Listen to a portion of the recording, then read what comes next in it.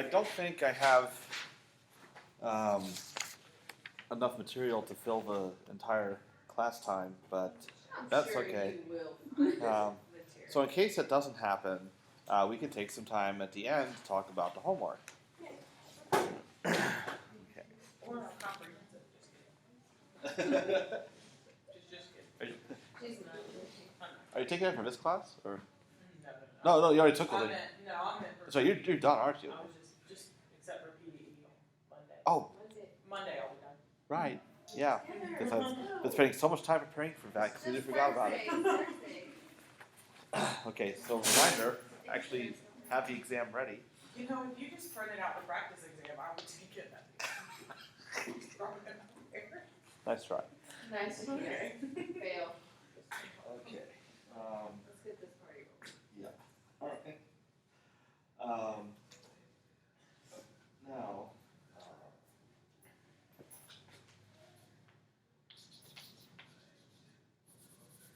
All right. So, quick recap from last time. We have A is U sigma V transpose. This is the singular value decomposition of A. But this can be written as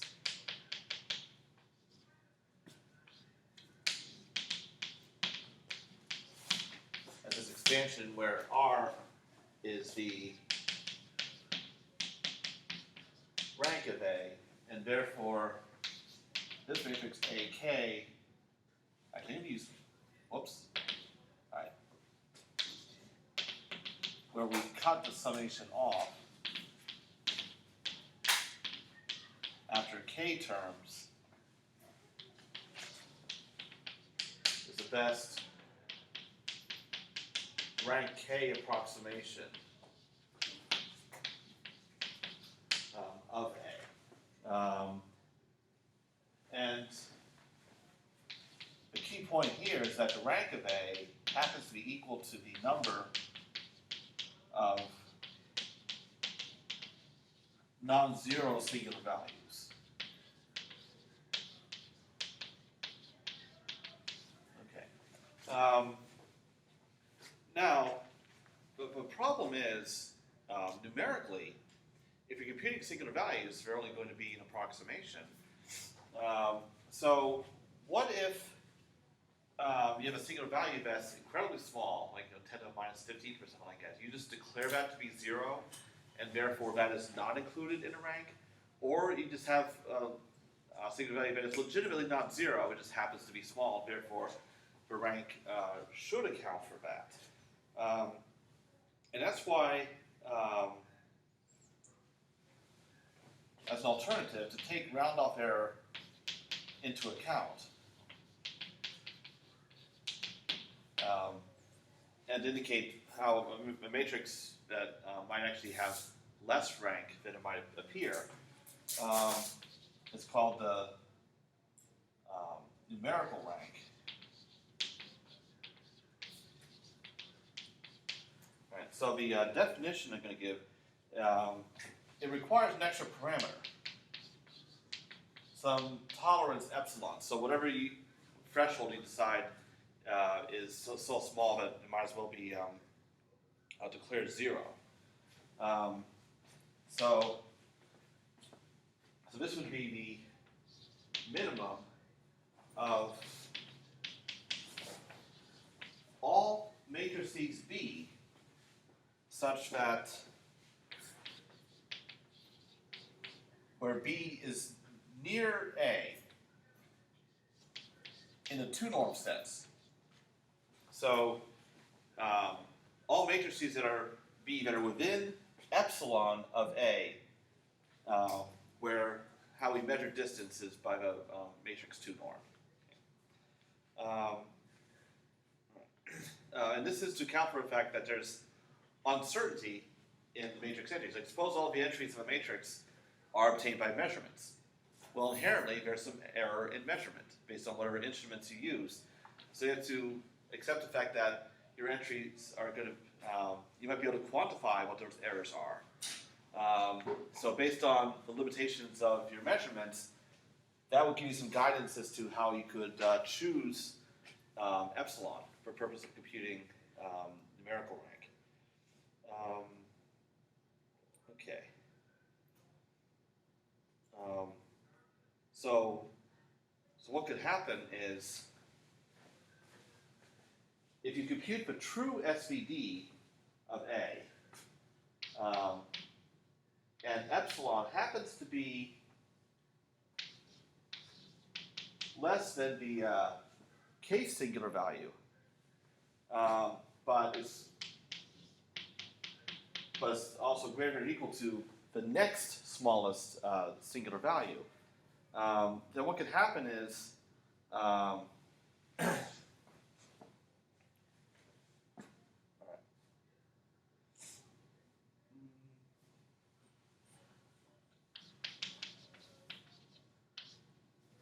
what we could say is the rank of A is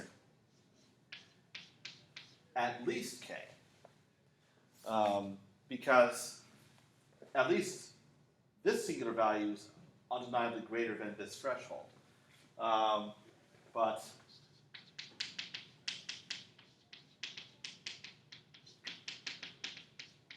what about being ranked K plus 1?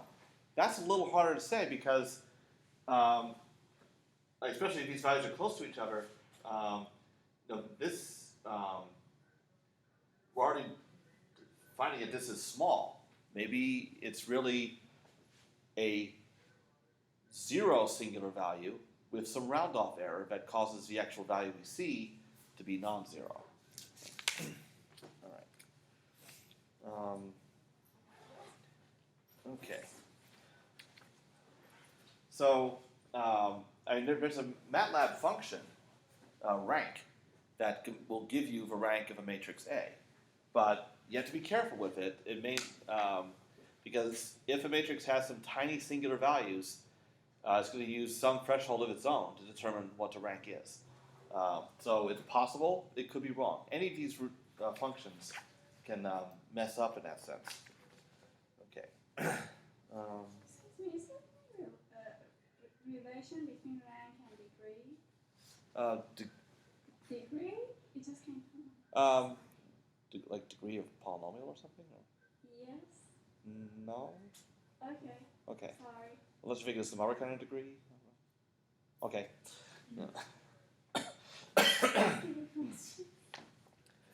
Okay.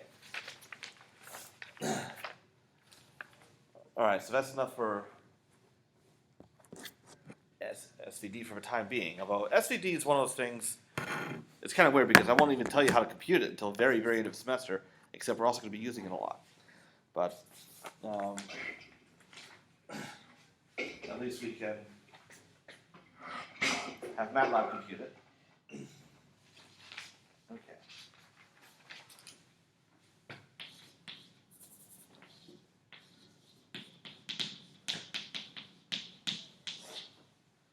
Okay.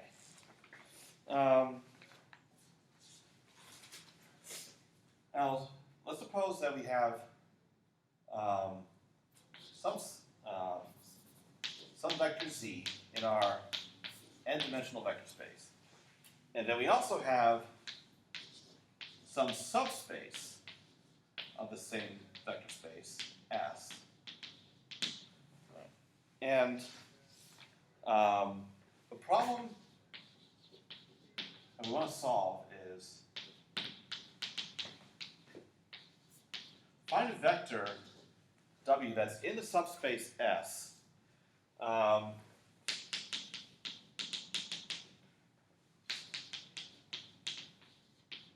as the best approximation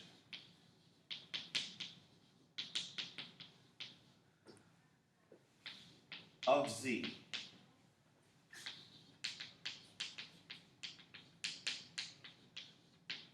by a vector in S. Now, I need to define what best approximation means. And I can actually give you two definitions that are in fact equivalent.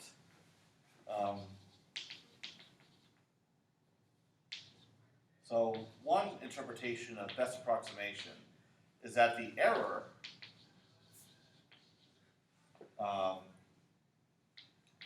z minus w in our approximation is in the orthogonal complement of S. In other words, z minus w is orthogonal to every single vector in S. So in other words, the error has no component that's in S, because if it did, then we might as well incorporate that into the approximation. So the error has to be orthogonal to the subspace that you're taking your approximation from. The other equivalent meaning is that the error in the two-norm sense is minimizes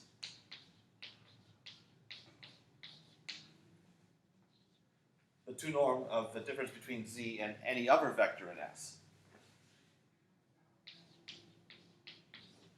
Okay, so if you think of the distance between z and the subspace S or any vector in it, w is a vector that minimizes that distance.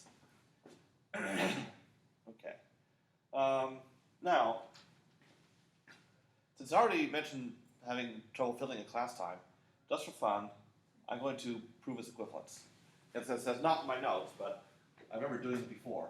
So, it's a good way to see how it works with properties of inner products.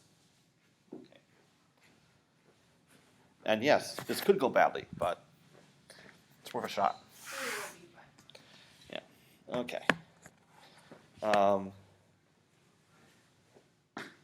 So I look at z minus v, 2 norm squared. So v is an arbitrary vector in S. Then, okay. Well, this would be the inner product. And of z minus v itself. Okay.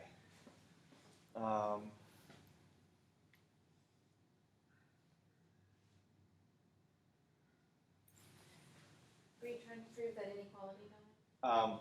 Well, what I want to do is, the idea is to arrive at the minimum.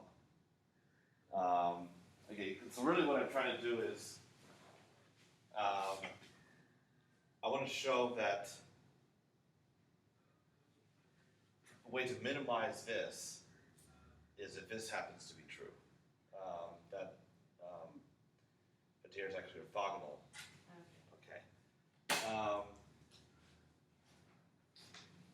The trouble is, I remember in another context, actually it's from a textbook, writing out the proof, and unfortunately, I'm not remembering the particular trick that was used. But just by looking at the statements that I'm supposed to, that I'm working with here,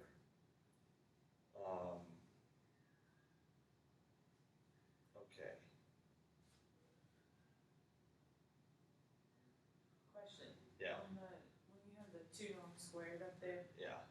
is it not squared on the right hand side because of the square root from the 2 norm? Yes, Yeah, that's so why. the square, okay. Yeah, so 2 norm squared is always inner product with itself. Right. But I think that particular thing is not really going to get me anywhere. Okay. So, and since z minus w is, well, one thing I can take advantage of is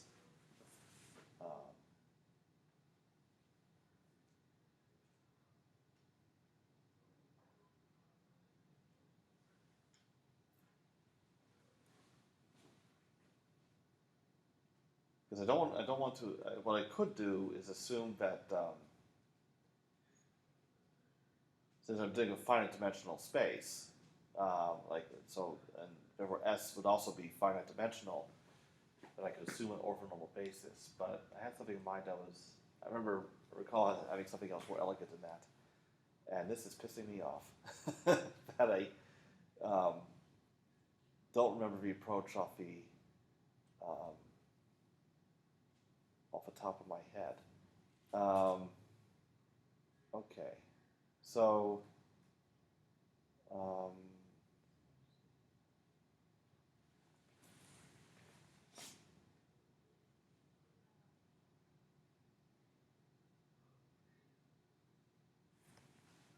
because I have the fact that C minus W, since C is an arbitrary vector in S, that is equal to 0, where W is the best approximation. Okay, so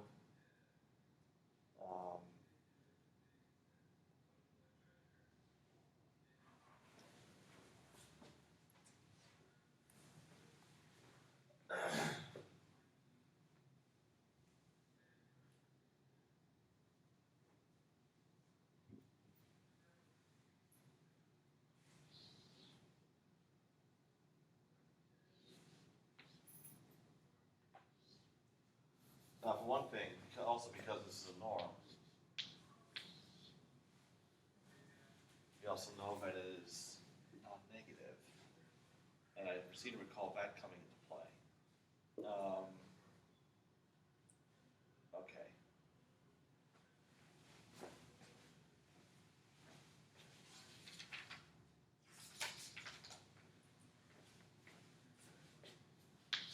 I got to board this, and if there's time, I'll come back to it later. I want to chew up last time trying to remember this.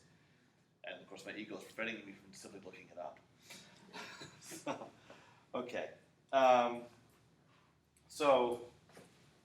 But this is how we can characterize the best approximation. And maybe it'll come back to me while I'm doing the rest of this stuff.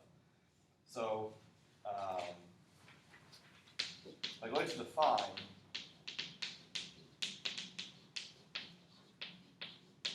the orthogonal projection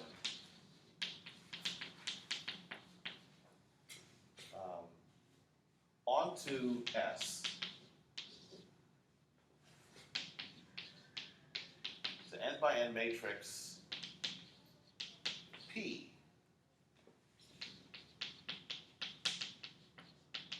Such that if I multiply this matrix by Z and get an output W, then first of all, W is in my subspace S. So in other words, S is the range. So in other words, saying that S is equal to the range of P. And W is orthogonal to the error. Well, now the thing is, any vector in S is orthogonal to the error. But W itself is in S, so therefore this is certainly going to be true. All right, now, but I could use this weaker statement to get some interesting properties of this orthogonal projection P. So what I could do is, I'm going to take W equal to PZ and substitute that in here. So this gives me a couple interesting equations. I'm going to substitute into both places. So I get PZ transpose Z minus PZ is 0.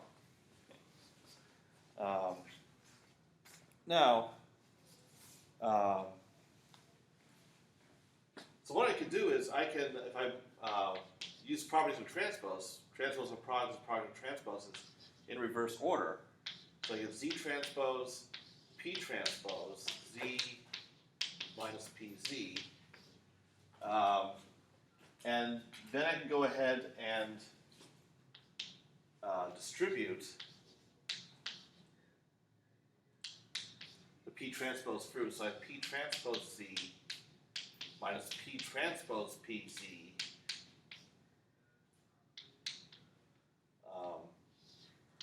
is is 0. Okay. Actually, I'm going to pull the z out of all this.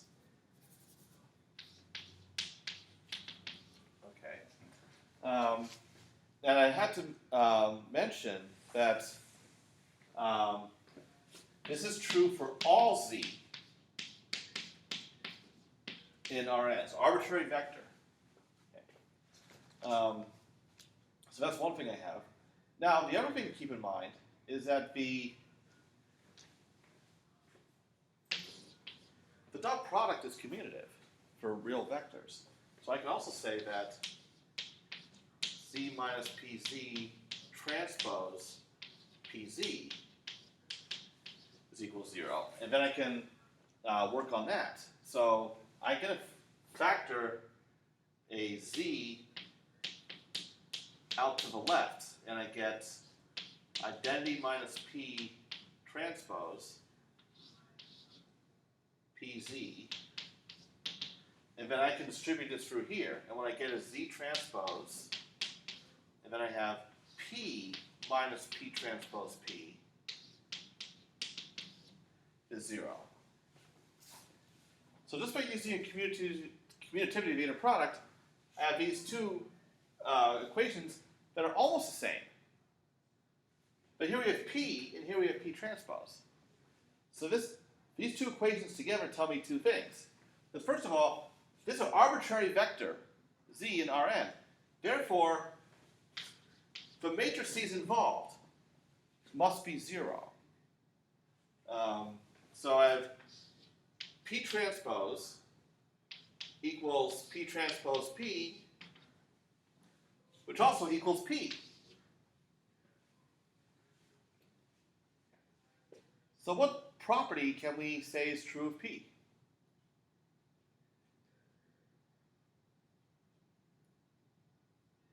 Identity? No. Invariance? But it would have to be like a diagonal matrix or something. Nope.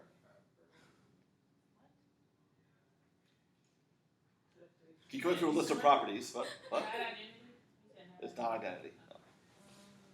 I mean, the identity is a projection, but not every projection is identity.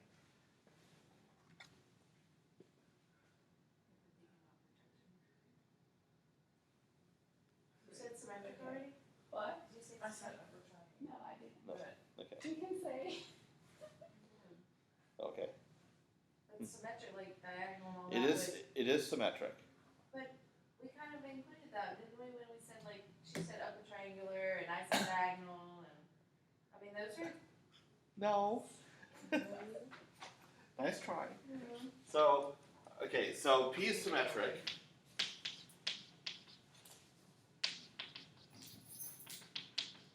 From the first and last thing, p transpose equals p. And the other thing, once you incorporate that into the rest of this, you also get p squared is p.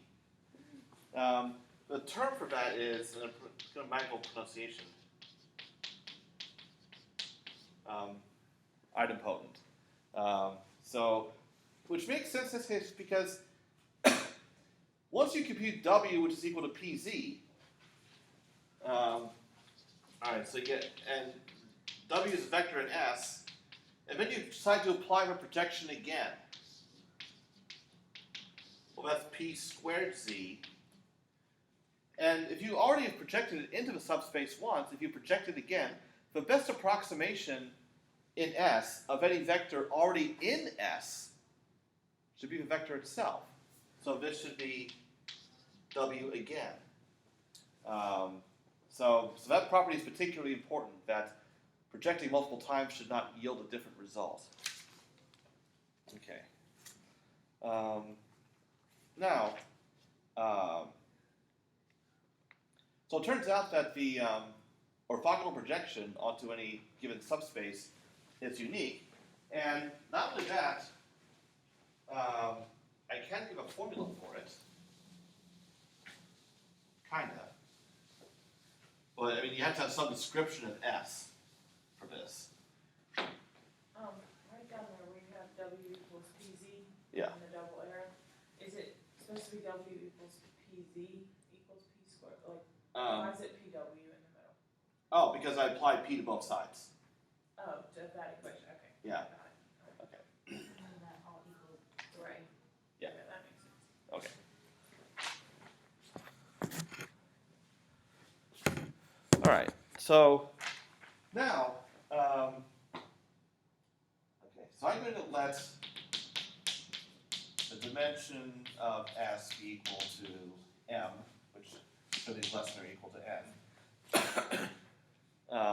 And of course, the interesting case is when it's strictly less than N. And let V be a matrix that has N rows and M columns. And let's assume that the columns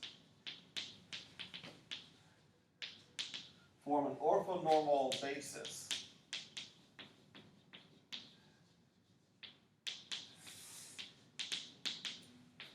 for S. Then, because the columns are orthonormal, we can say that V transpose V is the identity of size M. And remember when I talked about orthogonal matrices last time, where so I have a matrix like it's rectangular, it's orthonormal columns. You do this, you get identity. But I told you that V transpose is not identity. Now I can tell you what it is. It's P. And yeah, if it fills the whole space, it's an n by n matrix, then it is identity. Okay. Now what's funny is this is the orthonormal basis is not unique. There are infinitely many orthonormal bases. But the projection itself is still unique, and here's why. If V tilde has columns that are any other basis, or orthonormal basis,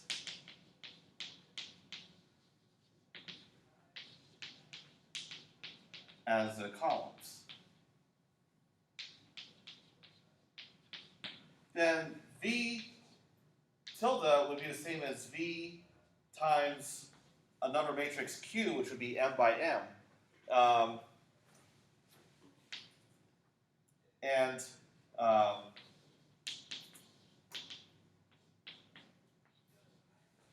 Because all you're doing is you're taking linear combinations of the columns of V to get the columns of V tilde, and you have to do it in a way that preserves the orthonormality. So Q must be an orthogonal matrix. So V transpose is the same as, V tilde transpose is the same as V Q transpose V transpose. But Q is an orthogonal square matrix. So this is identity. So no matter which basis you are using to describe your subspace S, the actual projection matrix P that you're going to get out of it is still going to be the same. Okay. Now, I'll do an example where you can see that even though a projection is not identity, depending on the basis you're choosing, you can kind of relate to identity. Projection and identity both are in the same space. Define same space. I mean, just compare physical space and, Oh, yes, they are. but Okay, so as an example, let's work with our vector space V. Okay, so S is subspace of R3, my usual example, and I'll define it to be the span of these vectors, E1 and E2. So now, my matrix V is 1, 0, 0 in the first column and 0, 1, 0 in the second column. And if I were to go ahead and compute the projection, V transpose, what I would get is a 3 by 3 matrix. So if you carry out the multiplication, you get identity, a 2 by 2 identity over here, but then everything else is 0. So you can almost think, now not all projection matrices look like this, it depends on the basis. But you can think of a projection matrix as preserving the part of your vector that is in S, and then just zeroing out the part that's orthogonal to S. So in this case, the orthogonal complement of S is a span of this vector, 0, 0, 1. One vector was left out of this basis. So that part is wiped out. In fact, a projection matrix,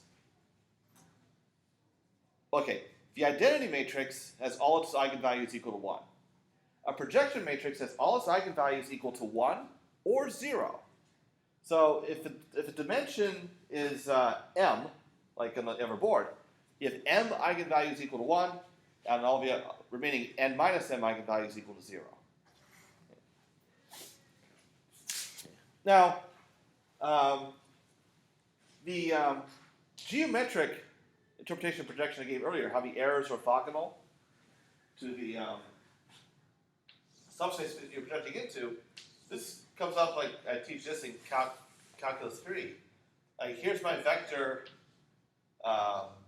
z, and I want to find the best approximation of z in this plane. Well, I would drop a perpendicular from z into the plane.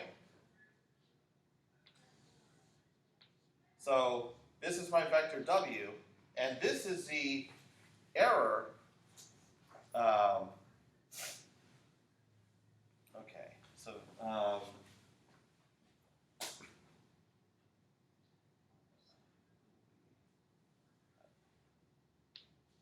so this vector, if I put the arrow here, this is z minus w, and it is orthogonal to the entire plane. So this plane describes my subspace S that I'm projecting into. So for instance, taking a three-dimensional object and projecting it onto a two-dimensional plane for display. So projection is used for that. Projection is also very important for function approximation. You are taking some function f of x and you're projecting it onto a space of, say, polynomials of up to a certain degree. And you're using a basis of orthogonal polynomials to express it. So, function approximation, projecting onto a space of, say, polynomials or sines and cosines. That's what the Fourier transform is doing. It's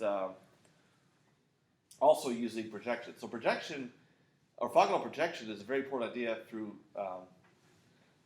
several areas of mathematics. Okay.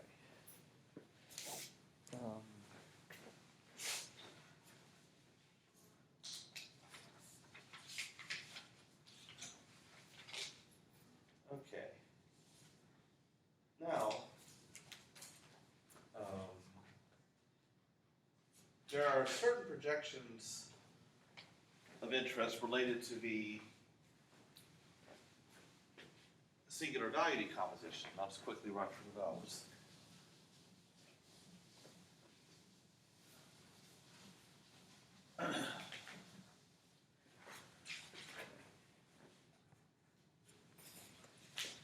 So let's suppose that A is U sigma V transpose, and the rank of A is equal to R as usual.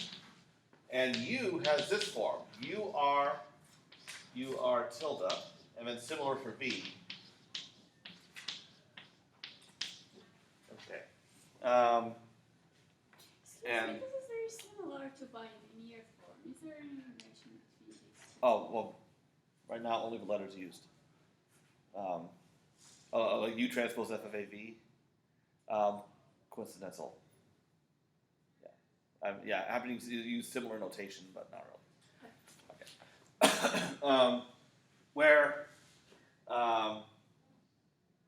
Okay. So UR consists of the first R columns of U, and similar for V.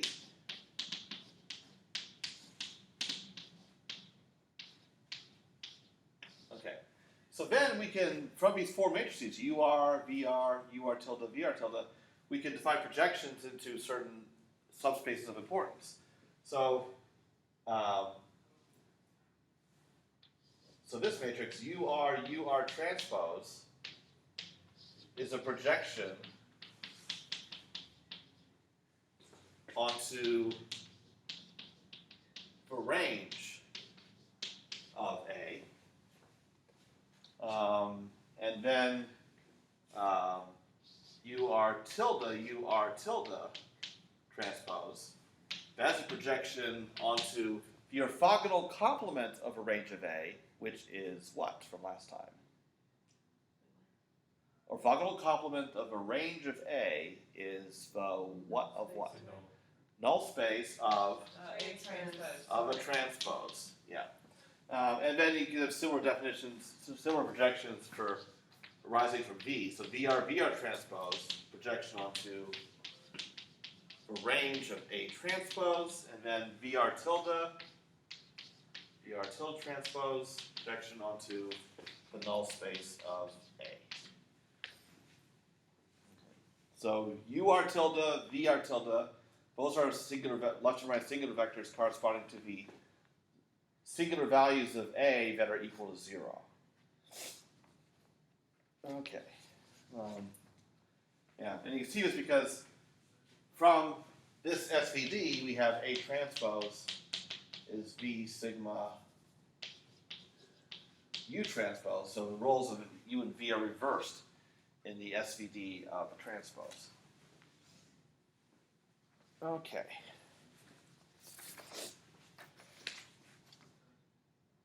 So we cannot write it down that SVD like U transpose sigma V. That's not SVD. Oh, wait. I should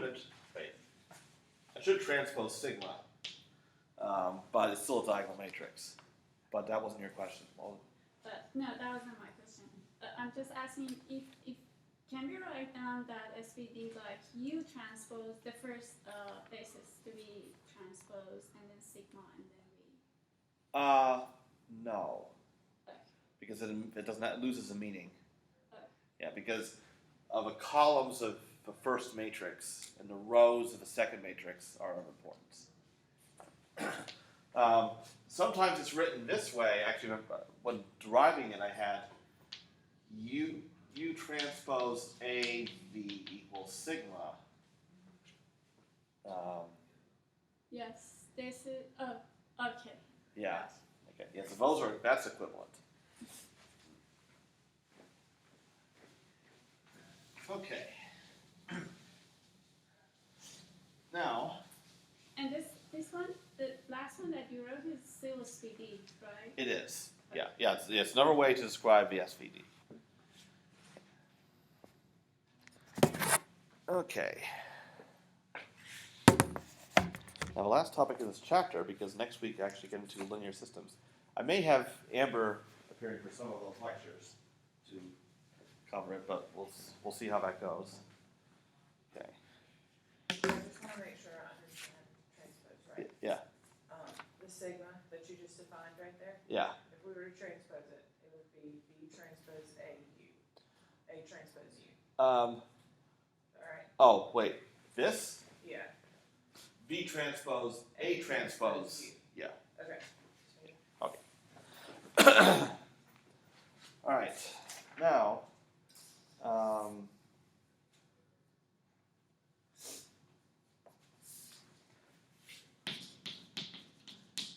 So this SVD could be helpful for discussing or analyzing the sensitivity of a system of equations involving A. So let's suppose that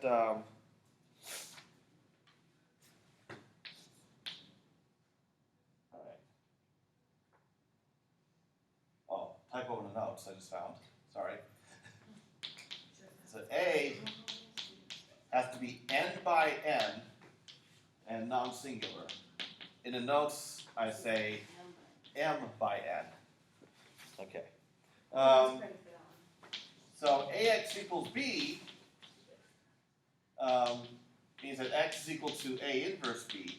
Now, from the SVD, A is U sigma V transpose, so I could say that A inverse is V sigma inverse U transpose, because U and V are orthogonal matrices, so the transpose is the inverse. So I can express X in terms of the singular values and singular vectors. So I have Vj Uj transpose V divided by sigma j. So this is one way to represent the solution. And this shows how the solution can be pretty sensitive, because what this means is, suppose that the smallest singular value, because remember, sigma 1 is the largest, sigma n is the smallest singular value. So sigma n is small relative to the other singular values.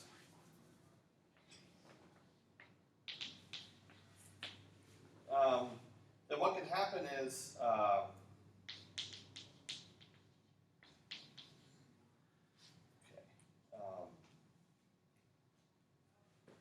in a solution, it can be sensitive to perturbations in either A or B. Now, because sigma n is the smallest one, that's going in the denominator. So this causes this term involving sigma n to be amplified. So it's the smallest singular values that lead to the largest contributions to the solution. And the thing is, sigma n, geometrically, that is the distance to the nearest singular matrix from A in the two norm sense.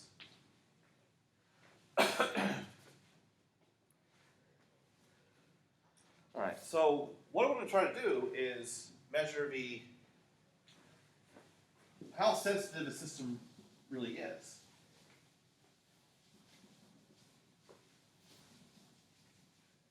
And for that, we can actually use just a little bit of calculus.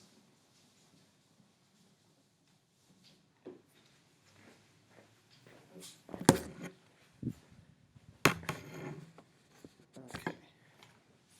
So our perturbed system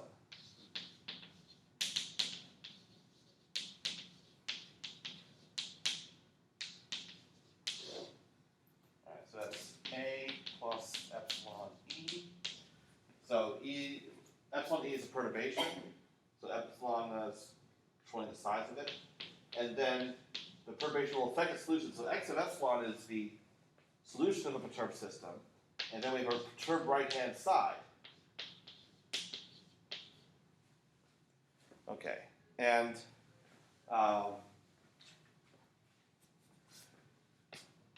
if I do a Taylor expansion of x, so x of epsilon is x, which is a solution when there is no perturbation. So that's x of 0 plus x prime of 0 epsilon plus other terms I don't care about. So I'll just say they're order epsilon squared, because we're assuming that epsilon is small. So this x prime of 0 indicates the sensitivity of x. Right. So this is that first order effect. Okay. Now, in order to get a handle on x prime, I need to differentiate this with respect to epsilon. So I can use a product rule.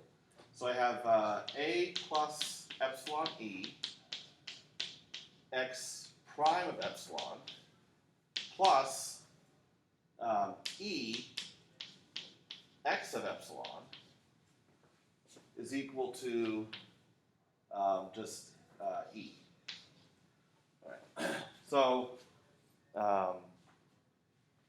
and now I let epsilon equal 0 in this. So I get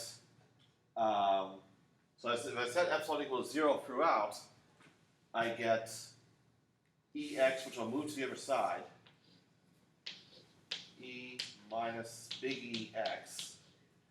And then I multiply the whole thing by A inverse, and that gives me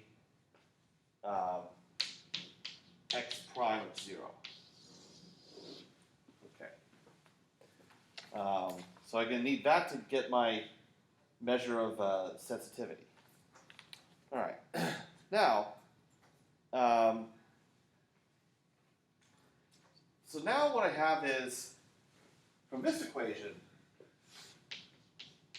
I'll have x of epsilon minus x is equal to epsilon times the derivative, which is A inverse little e minus big E x, plus other terms of order epsilon squared. And what I'm going to do now is I want for relative error, relative change. So I'm going to take norms of both sides, whatever vector norm I want, and then I also want to divide by the norm of x. I want a relative error. So I have norm x epsilon minus x over norm of x, and that is equal to absolute value of epsilon. And then by triangle inequality,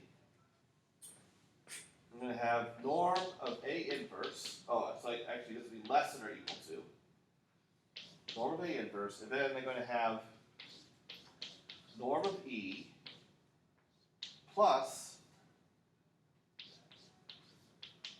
norm, and then that's divided by x. I have norm of E times norm of x, but I'm dividing by the norm of x, so it cancels. Okay. Plus other terms of order epsilon squared. Now, if I keep in mind that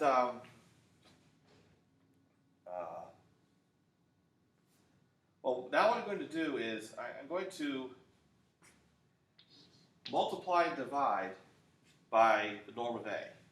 So I have epsilon, norm of A inverse, and then I'm going to have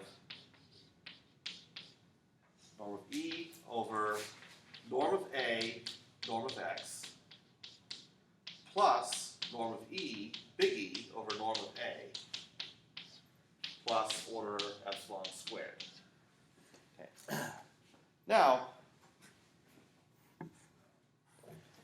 using properties of norms, norm of B,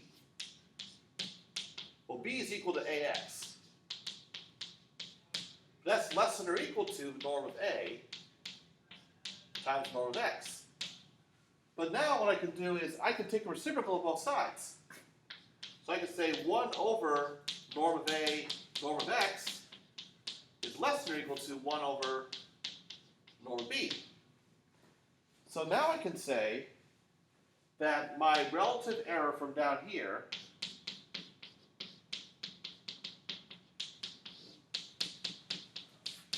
is less than or equal to epsilon, absolute value, times norm of A inverse, times the change, basically the derivative of change in B divided by B. So this is the, if I throw the epsilons, basically what I have is a relative change in B, plus norm of big E over norm of A, plus other stuff that I'm neglecting. Okay. Now, as now I can express this in a more intuitive way.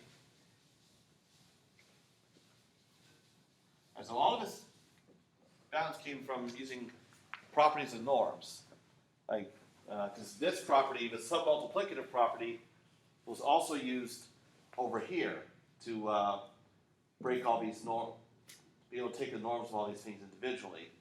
but then you have an upper bound. Okay. All right. So I can say that the relative change in the solution is less than or equal to what I'll call cap. This is supposed to be a kappa of A times the relative change in B plus the relative change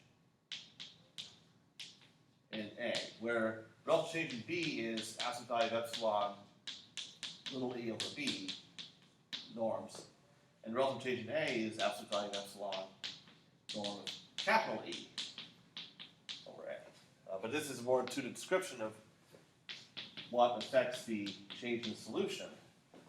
So in other words, the relative change in your system, this change here, is amplified by this kappa of A is norm of A times the norm of A inverse. And that is called the condition number.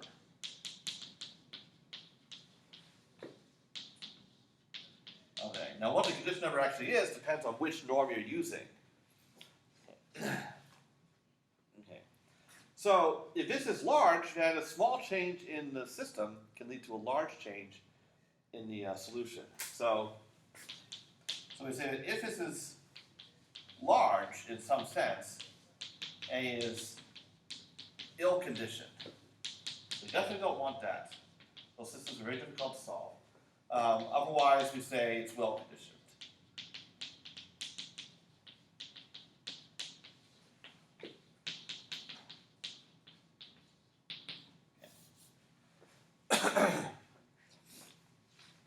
Now, the trouble is, it'd be difficult to get a formula for a condition number. It depends on the norm you use, especially since it involves the norm of the inverse. However, we can say that in 2 norm, and we use the subscript 2 to indicate we're using a 2 norm. Well, the 2 norm of A is the largest singular value. The 2 norm of A inverse is the largest singular value of A inverse, but that's just going to be 1 over the smallest singular value. So the condition number is the largest singular value divided by the smallest. Sigma max, and this is sigma min. Because you have to remember, singular values are numbered from largest to smallest. So in this one case, we have a relatively convenient formula for a condition number, even though the singular values themselves are not so easy to compute in most cases.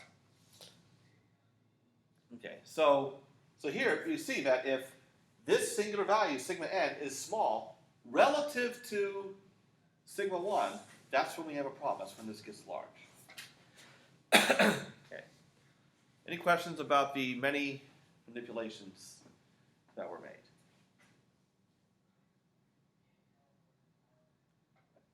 So it's all properties of norms. Excuse me, you said that depends on the norm, different formulas for finding that condition number. Yes. But generally, if a matrix is ill-conditioned in a particular norm, it's going to be ill-conditioned in any norm because norms themselves are generally equivalent to each other. Is there any formula? For other ones? Yes. Um, or each of them has a separate formula? Well, each one has its own formula. But what I think is the formula's not. The only way you can do is you can express it in terms of the entries of A inverse.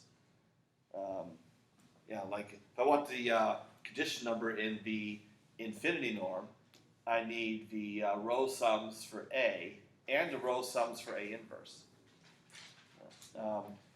So that's why condition number estimation is an active area of research, because this is not easy to compute. You don't really want to take time computing it to judge how sensitive your system is before you solve it. But if you can estimate it, because you only care about the magnitude. Is it on order of 10 to the 10? You don't really care what the other digits are. Okay. Now, whether the error is actually amplified by this much, that depends on the system. And in most cases it won't be, but this is like a worst case. I have an example in the notes on page 62 where I constructed some 2x2 matrices, one's a perturbation of the other, and I chose B in such a way as to make it as bad as possible. So that was a contrived example, but you get an idea of just how bad it can be. That a slight perturbation causes the solution to be thrown off by an order of 10 to the 8th. It was pretty awful. Yeah, because a matrix is ill-conditioned. Okay.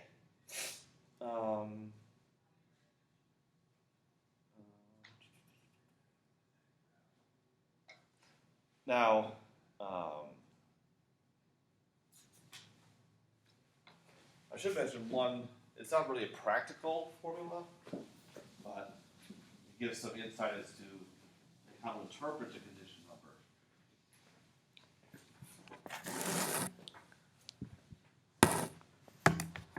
When you say like how to interpret the condition number, like are you saying? Like geometrically. Okay. Yeah. So how, like what determines large? Oh, that's application dependent. Okay. Yeah. So it depends on the problem. Yeah, and also how much precision you have. Okay. Like for instance, since you have 16 decimal digits of precision, Right. if a matrix has a condition number of that kind of magnitude, like 10 to the 16th, just don't bother. Right. Okay. No. Okay. So I can say that in any P norm, that the condition number in that norm is 1 over the smallest, the minimum value of this fraction, P norm of delta A over P norm of A. So relative change, where A plus delta A is singular. So in other words, if you examine all possible perturbations of A that take you to a singular matrix, the smallest relative perturbation that takes you to a singular matrix, 1 over that is the condition number. So the condition number is the relative distance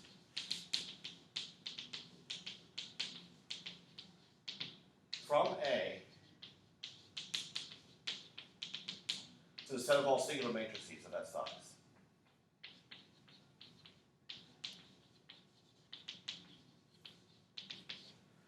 Whereas sigma n, the small singular value, that is, I mentioned earlier, that's also distance to the nearest singular matrix. But sigma n is the distance in an absolute sense. This is relative distance. Right. So to get relative distance, you have to scale by the norm of A. Okay. Now, the last point I want to make about sensitivity is the determinant of A is not a useful measure of conditioning.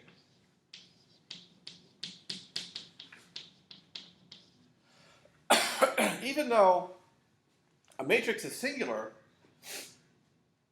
if and only if determinant of A is 0, if and only if the smallest singular value is 0. But whereas the singular values give you an idea of conditioning, determinant doesn't. Okay. So the determinant of A is not correlated in any way to the condition number of A. So as an example, this matrix that is 10 by 10 that has 1s all on the diagonal and then minus 1s above a diagonal, so it's upper triangular. and this is 10 by 10. Well, I'll call this is A. The determinant is the product of the diagonal entries. It's 1. But the condition number in the 2 norm is nearly 2,000. So it's not so well conditioned. Even though the determinant is nowhere near 0. On the other hand,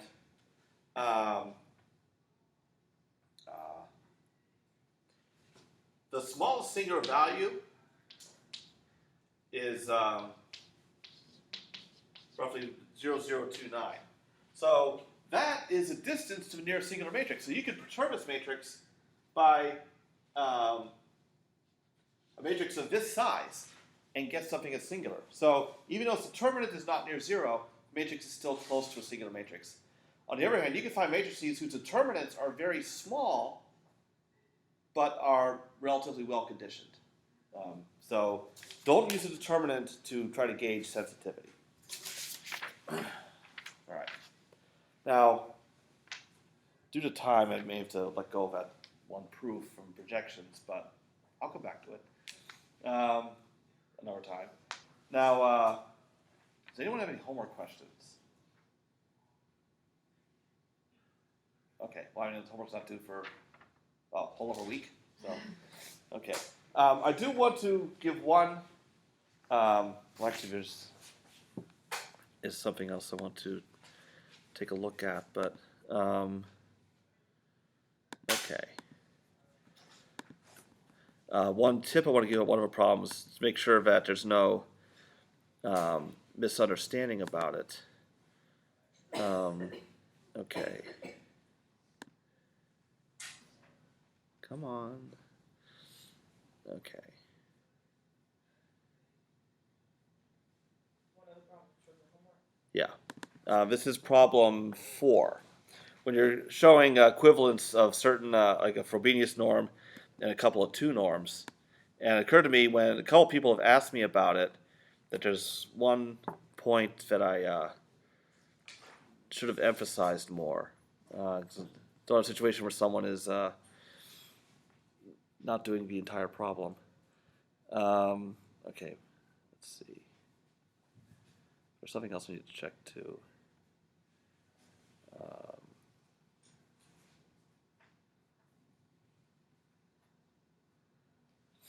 Okay.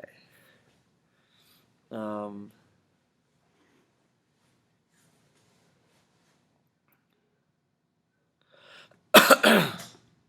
never mind. Okay, so okay.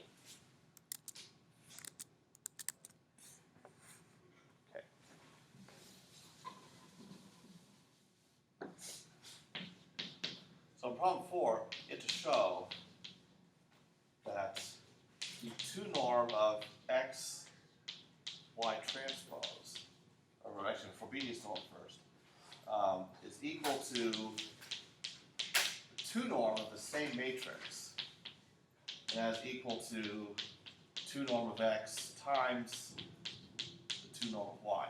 There are 3 separate norms here. So here, this is a matrix 2 norm. These are vector 2 norms. Very different. So what I would suggest is show that equality first. And actually, that's what people had asked me about. Then what I would recommend is then try to include this. Actually, you're best off trying to show that those 2 are then equal, and then by transitivity you're done. And for the matrix 2 norm, call the definition. So 2 norm of A is the minimum, and I'll use a different vector here, over all vectors of unit 2 norm, of the 2 norm of AZ. And the thing is, this matrix is an outer product, and when you multiply an outer product by a vector, well, you'll see. So, but use that definition of a 2 norm which can be applied to get something concrete in this case. So make sure you, because when people ask you this problem, that part had not come up. So make sure that nobody was missing part of the problem. Okay. Now, the funny thing was, back to the thing about projections. I was trying to cheat and look up a proof because I had it in my textbook, but realized I don't have it in my textbook. I have a statement of a result, but I left a proof as an exercise. Although this was for something more concrete, it was dealing with polynomial approximation in a two-norm, which several of you will remember from being covered in 772. And that might have actually used the fact that this would deal with polynomials specifically, instead of like a general vector space. Okay. Okay. I see. I have 5 minutes.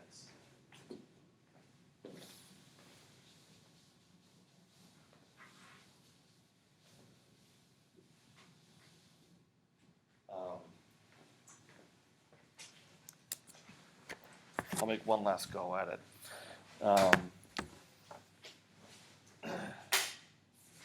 Because I want to show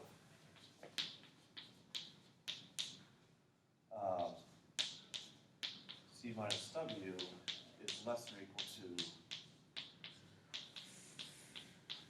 C minus V, where W is the best approximation, V is an arbitrary vector in S. This is also a two-norm. And but if I backtrack, that's the same thing as saying that 2 norm squared is less than or equal to the W.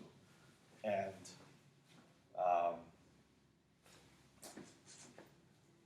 okay. And so if I could show that C minus W 2 norm is less than or equal to the inner product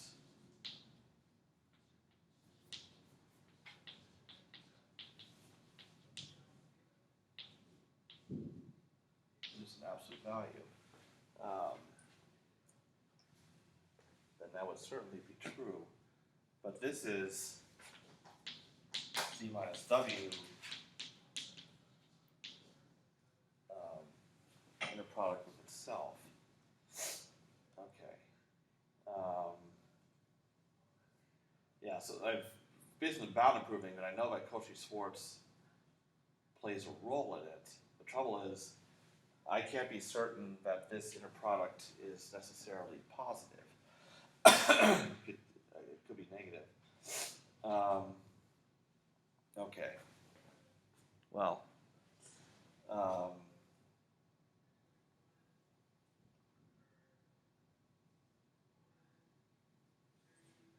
And keeping in mind the fact that C minus W, and here this is my generic notation for inner products, V is 0. Okay, and I can use the fact that Z minus W is orthogonal to any vector in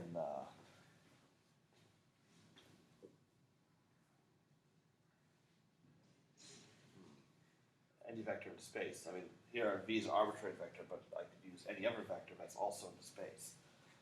Okay. All right, never mind. Do we know that Z's in the space? Z is not in subspace. It's just any vector at all in the vector space. Okay, well, now I'm fairly embarrassed, but I'll return to it another time. But again, I have to remember that in the middle of class, my IQ is hobbled, and I'll probably figure it out as soon as you're all gone. Yep. So, That's how teaching works. what? So that's how teaching works. Yes, it is.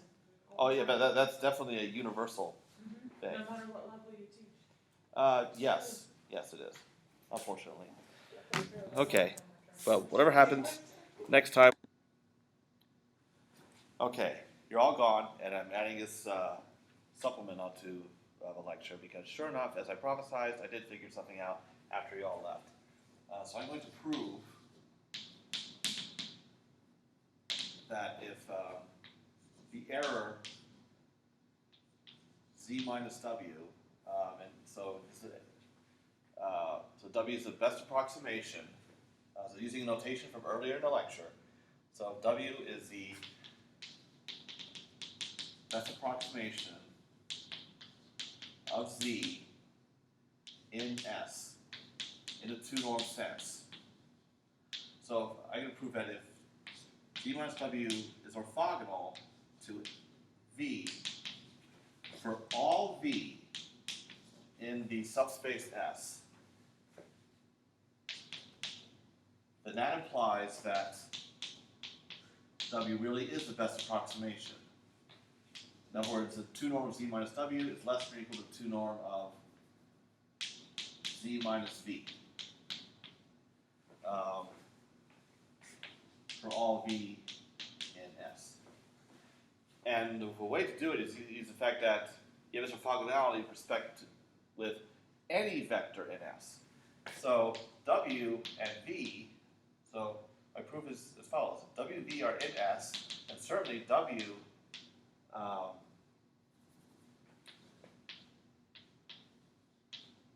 v minus w is also in S. So that means that z minus w transpose v minus w is 0. Now what I'm going to do is add and subtract z in the second part of this dot product. So I'm going to have z minus z plus v minus w is 0. Now what I'm going to do is I'm going to group z and minus w together. So on the left side, I'm going to have z minus w transpose z minus w. So z minus w dot product of itself. And then I'm going to take everything else and move it to the other side. So I'll have z minus w again on the left side of the dot product. On the right side, what's left? I take out z minus w, and then I have v minus z. But I'm moving it to the other side, so it's actually z minus v. Next, this on the left side is 2 norm of z minus w squared. This is dot product, but by Cauchy-Schwarz inequality, and I knew that was going to come up, dang it, this is less than or equal to 2 norm of z minus w times the 2 norm of z minus v. And now I just cancel one of the norms of z minus w from both sides, and I get z minus w, 2 norm, less than or equal to z minus v, 2 norm. V is an arbitrary vector in S. W is specifically the 2 norm approximation that satisfies this. So, got it without having to use norm for normal basis. Okay, so I got that part, and I'm going to cut off this part of the video, so it'll be posted, but if within the next few minutes I could do the converse of this, I will add that too. So it's nice to have my IQ somewhat restored. Okay, I'm not going to do the other half. I went ahead and cheated and looked it up, and it turns out it's a cop-out where we actually do use an orthonormal basis from space. So if there is such a proof that doesn't involve an orthonormal basis, I don't have it. So,